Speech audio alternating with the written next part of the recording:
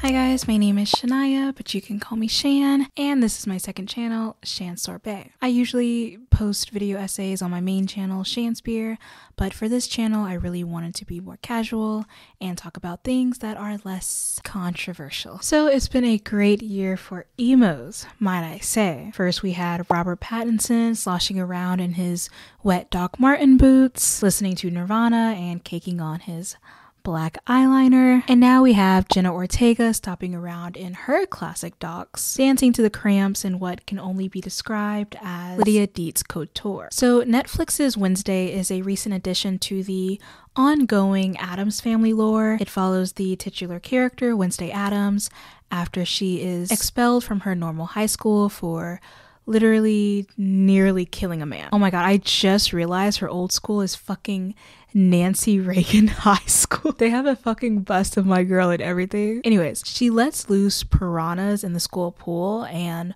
one bites the testicle off of a school bully. She gets transferred to Nevermore Academy, a school for the rejects and weirdos, the ones who don't fit in, the ones who don't want to fit in. And it also happens to be the alma mater of her parents, Gomez and Morticia. The premise of the school leads you to believe that Wednesday is going to fit in. It's home to sirens, werewolves, vampires, and this dude who draws and is annoying, but it turns out that Wednesday's weirdness is even an anomaly amongst other weirdos, so she's essentially outcasted among the outcast. I'll save the plot for anyone who wants to go watch the series. I personally think it's brilliant at times and can be certainly entertaining to watch, and plus I don't remember anything that happened outside of the last few episodes, so normalize not remembering anything you consumed in a piece of media while still loving it. I do want to talk about some of the things I found interesting from the show and some of the nitpicks I had with characterization, relationship, and racial undertones. Sorry, my race card is laminated and I am a lifetime member. So let's start with the vibes. Wednesday is very Tim Burton-esque, obviously, since he partially directed it and he is one of the executive producers. It reminds me a lot of Tim Burton's Willy Wonka live action, all of the bright, unnatural colors mixed in with the strange gothicness of the main characters, especially Wonka. I also think Nevermore Academy sort of feels like what Fate the Winx Saga tried to do with their boarding school. That whole secret society, dark academia vibe, but it felt out of place within that narrative, while this feels thematically on point. I initially hated how bright everything was outside of Nevermore. It felt out of place, but you know, I had to be fucking for real for a second and realize that it makes sense. The world outside of Nevermore is supposed to be a normal town that's hiding in the shadow of this outcast academy. So it makes sense for it to look like a Gilmore Girls set half the time. And I think it helps contrast Wednesday even more. She really stands out in this production in more ways than one. In that sense, I also think they did a brilliant job of adapting the narrative for a modern audience. The brief inclusion of buzzwords was always like a little, okay, we get it. But technology-wise, social media-wise, I think it's very doable, if only because the Addams Family is such a timeless concept in general. The narrative doesn't feel out of place even in the age of TikTok, which Enid mentions once or twice. So I think for all of the gothicness it's worth, parents could have been a little more. Marina Diamandis, hope you get that joke, she shines as Morticia Addams, and I also loved Luis Guzman's portrayal of Gomez. However, we'll get to how I feel about the family dynamic in a different section. For this one, I felt they could have been a little bit more odd, if that makes sense. They got the overwhelming lust part down, but they also felt a little too normal, especially compared to Wednesday. And this is more of a critique of the writing, not necessarily the portrayals of the characters by Catherine Zeta-Jones and Luis Guzman. And I loved that little mouth thing Catherine does with Morticia's character. It's like she wants to smile, but she's holding back, so her lips just tremble the slightest bit. With that being said, Jenna Ortega is the fucking GOAT. The facial expressions she gave as Wednesday were so on brand. Her deadpan delivery of everything, even displays of affection, were so perfect. And the scene where Wednesday breaks down after Thing is attacked, no, the dance scene, that's when the show really picked up for me. That was so fun and so very Wednesday. Now for the relationships. This is one aspect of the show I find complex and well done. And I'm not talking about the romantic ones. Those can burn in hell. At first, I was really put off with the relationship Wednesday had with her parents. Something about the family as a unit felt very cold compared to past portrayals. The point of the Addams family, I thought, was that they were the complete opposite of a typical American nuclear family. You know, they actually love each other. The barely contained lust between Morticia and Gomez was executed well, as I've stated before, but there was always this weird tension with everyone else. Like, during therapy, when the family was unable to explain to Wednesday how much they missed her, that felt like my therapy sessions with my mother, and it was uncomfortable to watch. But like the lighting and the color choices, I think it made sense. Wednesday is 15 going on 16 during the show, and I think she's exhibiting signs of wanting to be her own person, divorced from the shadow of her parents. And I think it's natural for teenagers to feel this way. I think I felt that way. This sort of resentment for your parents at one point in time, like, they don't understand me, they never will, they've forgotten what it's like to be a teenager, things like that. So it makes sense for Wednesday to be standoffish around her mother, and we come to find out that Morticia was distant only because she wanted Wednesday to have space to learn and grow as a person. I guess I don't know, I might just be projecting. So this brings us to Wednesday's other interpersonal relationships, namely with her friends. For one, I'm really glad that they didn't shy away from how selfish Wednesday could be when she wants something, even going as far as taking advantage of and using people that she's growing closer to, like Enid. It doesn't make Wednesday a dislikable character to me.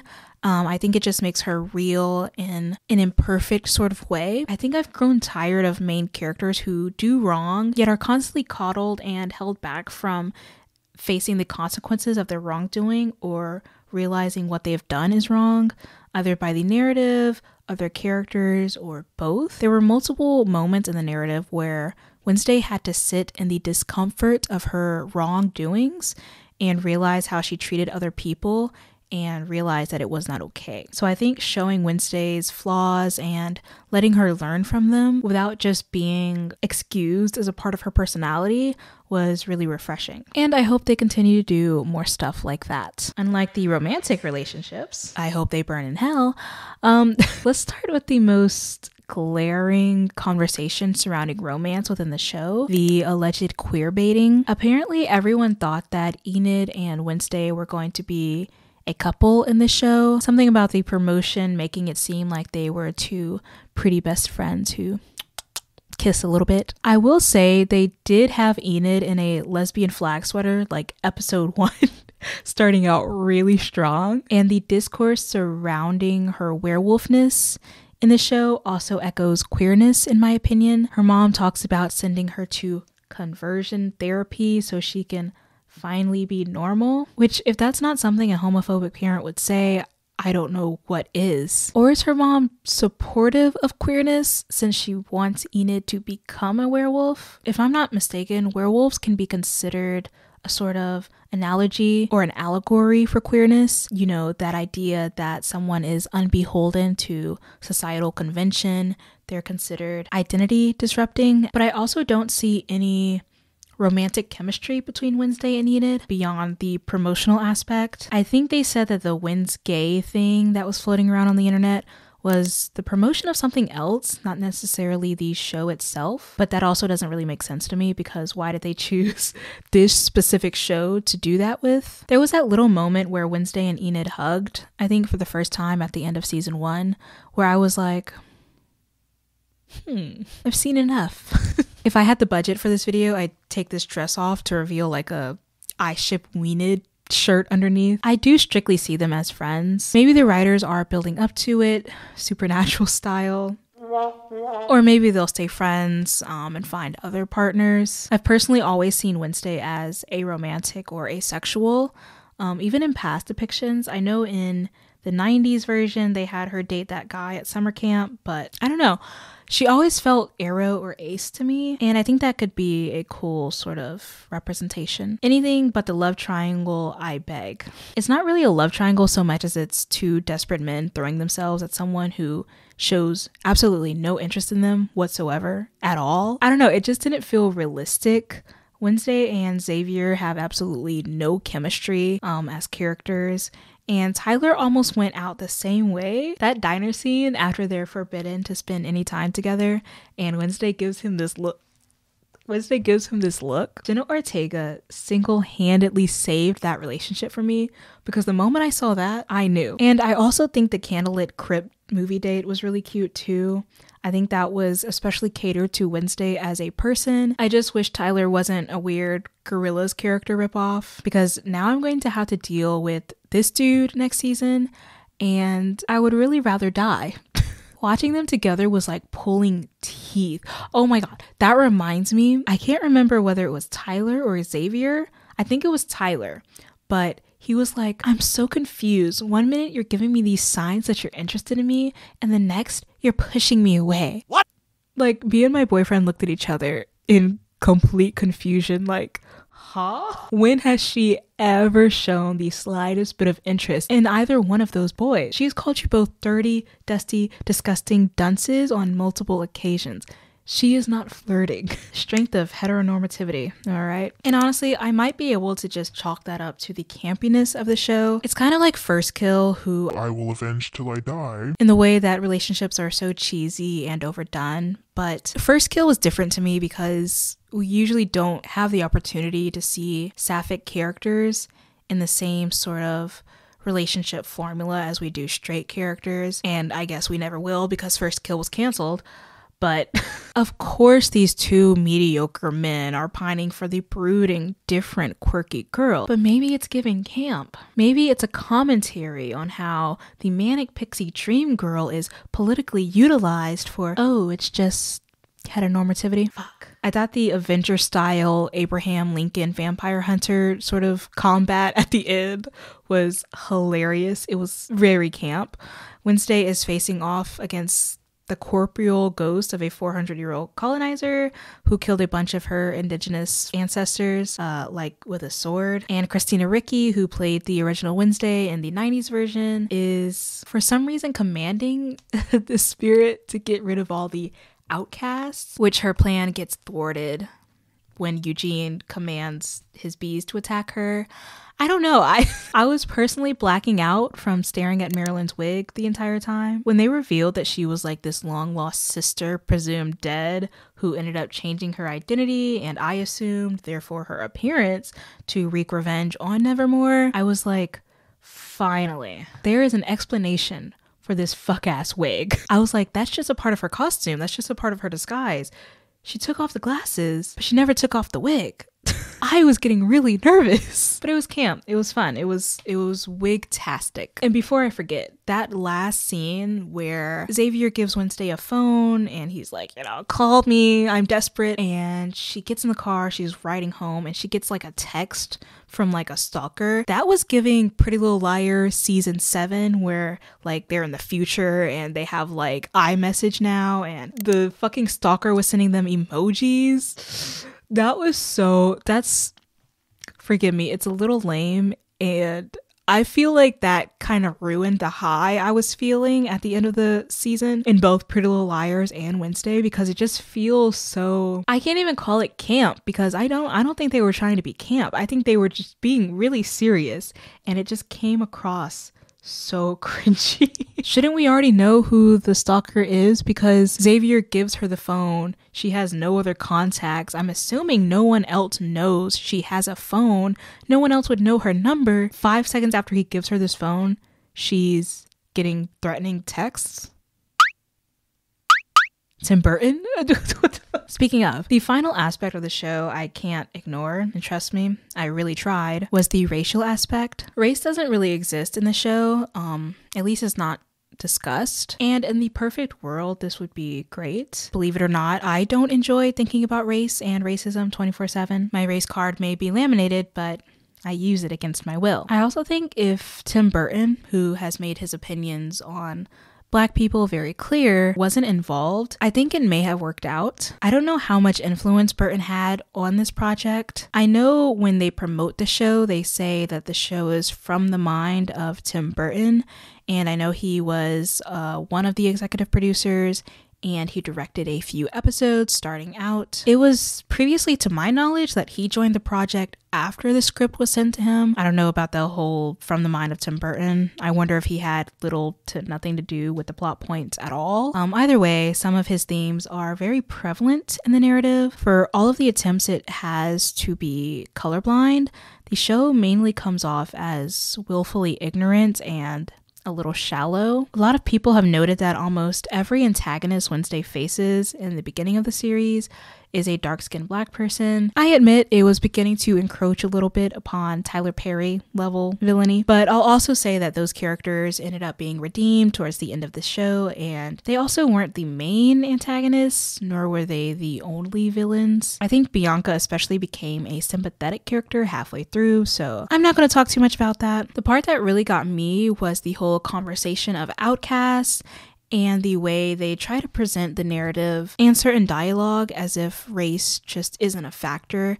Like, I remember Morticia telling the mayor, who is a Black man, that he has no idea what it's like to not be believed. And I totally understand in the sense that she was saying it. She was talking about her experience as a woman who was being stalked, and law enforcement didn't take that seriously. So I understand completely what she's talking about there. But also, Black men and Black people in general just not being believed is a big part of history. Almost undeniably, that's something that happened. So I thought that was a little funny. And so specifically about the conversation of outcasts presented the way it was, that being in this colorblind way, it felt flat to me. The theme of outcasts is a running theme in Tim Burton's work, which is why I say his influence has somehow made it into the scripts, whether he worked on them or not. I think Wednesday is the first time a piece of media with Tim Burton's name on it has this many people of color, but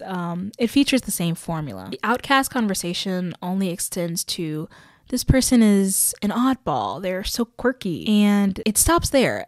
It never addresses how certain identities like race or sexuality plays into the way people are ostracized in society. They briefly feature conversations about colonization, but not really the vestiges of that and how it affects current students at Nevermore. That's also the thing. I don't know how I would feel if they tried to be, too ambitious. And I say ambitious because knowing Burton's views on this kind of stuff, it wouldn't be done well. He believes that adding people of color to a project is a ploy to be politically correct, and he compares the absence of whiteness in past blaxploitation films to his work, which heavily sort of leaves out people of color. It would probably feel a bit on the nose if they were and Bianca is a outcast because she's Black. I don't know how they would do it, but it would take me out of the narrative and my character. I don't really have strong feelings about this, really. I think we should really just put our energy into media and creators that do represent us. That isn't to say that we shouldn't discuss these topics. I think a decent portion of media consumption is also media analysis, and it's inevitable that we come across these sort of conversations. I'm just saying that I'm tired. Minus the nitpicking, I really did enjoy this show. I couldn't help but laugh every time Bianca was on the screen because her context made me think of that Miley Cyrus meme. She would be on the screen and it would be like... But overall, I think it was really cute. I thought it was really fun. I think Jenna Ortega killed it. Joy Sunday, I think, is the actress for Bianca. I think she was also amazing. Loved Eugene's character. I thought he was really adorable. Enid was also very adorable. Let me know how you guys liked the show. What are your pros? What are your cons? And I will see you somewhere else on social media, probably annoying you there as well. Bye.